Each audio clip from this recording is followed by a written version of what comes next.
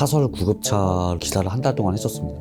그때 당시가 좀 추운 겨울 때였는데 사고가 나는 상황이 발생했는데 과실비율 100이었는데 촉박하게 된 상황이 됐었죠. 원래 제가 개인적으로 또 욕심이 있었던 게 차량을 2대를 소유하고 싶은 그런 게 있었다 보니까 충동적이었죠. 주말에 안 쉬고 알바만 할 때마다 자책밖에 안 되더라고요. 안녕하세요. 용인에 살고 있는 30대 광역버스 기사입니다. 총 채무액은 3,800이고요. 이자 전액 탕감받았습니다. 월 125만원씩 32개월 편제입니다. 2020년도 코로나 이제 시작할 때쯤이었죠. 출퇴근이나 왔다 갔다 하려면은 이제 차량이 이제 급하게 필요한 상황이 되다 보니까 자차를 살 수 있는 것보다는 이제 장기 렌트가 더 낫다고 이제 아는 지인분께서 말씀을 해주셨는데, 그렇게 해서 이제 장기 렌트 진행하다가 월에 38만 6천 원씩 납부해가면서 4년 정도 했었는데, 약정 키로수를 많이 넘긴 상태에서 이제 반납을 진행했다 보니까 그 이상의 상환을 해야 되는 상황이 생겼다 보니까 그 당시 금액이 한 430 얼마였는데, 또 그 정도 금액이면은 한 달에 월급 받고도 이제 좀 마이너스가 되는 상황이다 보니까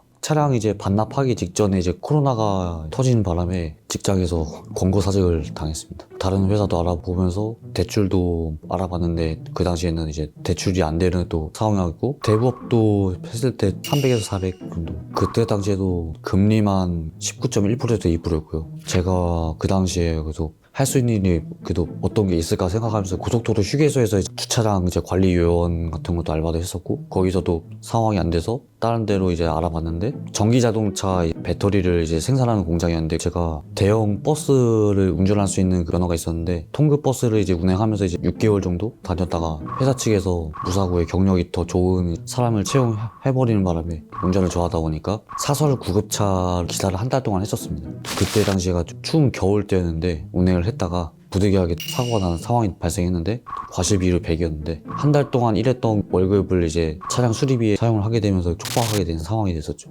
원래 제가 개인적으로 또 욕심이 있었던 게 차량을 2대를 소유하고 싶은 그런 게 있었다 보니까 충동적이었죠. 한 대는 이제 출퇴근용으로, 또 한 대는 주말에 놀러 갈 때 있으면 뭐 드라이브 삼아서 했었는데, 처음에 탈 때만 편했다는 생각만 들었고 그 이후로는 이제 생활이 어려워져서 회사 일 하면서도 월급 받고 이제 주말에 안 쉬고 알바만 할 때마다 힘들게 일 다 끝나고 이제 집에 들어올 때마다 항상 자책밖에 안 되더라고요. 리스를 진행했던 차량에 대해서도 월 납입이 거의 70만 원 가까이 되다 보니까, 그래서 결국에 어쩔 수 없이 리스를 하려고 했는데 승계를 할 사람이 없었어가지고 계속 방법을 알아보다가 이제 개인 회생을 해서 이제 차량을 반납을 하는 수밖에 방법이 없어서 그렇게 하게 됐습니다. 그때 당시에 리스 차량으로는 이제 월 납입이 70만 원, 그 전에도 개인 차량 할부도 있었는데 그 차량도 한 30만 원도 했는데, 그 차량 할부랑 리스까지만 해도 거의 100만 원 가깝다 보니까 내가 너무 욕심이 컸구나, 다시 어떻게든 차량을 그냥 줄여야겠다 정신이 진짜 번쩍 들어서 개인 회생도 인터넷으로 계속 검색을 해보다가 차량을 승계 처리하거나 반납을 하려면 개인 회생으로 진행을 해서 가능하다, 그렇게 개인 회생 신청하게 됐습니다. 또 사이트로 이제 들어가다 보면은 개인 회생 이제 후기를 많이 봤는데, 성공됐던 이제 후기를 좀 많이 봐서 후기가 제일 컸죠. 거기서 이제 확신을 좀 들었던 게, 상담을 해주신 담당자분께서 걱정이나 두려움 같은 거 가질 필요 없다, 담당자분께서 최선을 다해 도움을 드리겠다 해서 이것저것 같이 이제 준비하면서 이제 신뢰를 좀 얻게 됐습니다.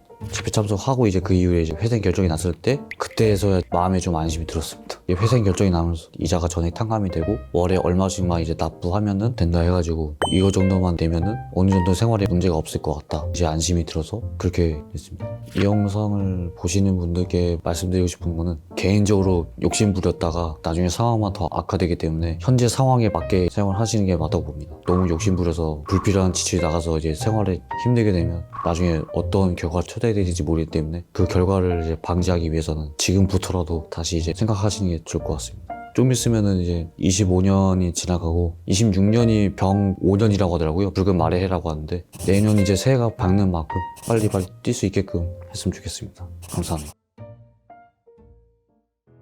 오늘 영상 도움이 되셨다면 구독 버튼 한 번씩 부탁드리고요. 도움되실 만한 추천 영상도 준비했으니까 많은 시청 부탁드립니다. 안녕!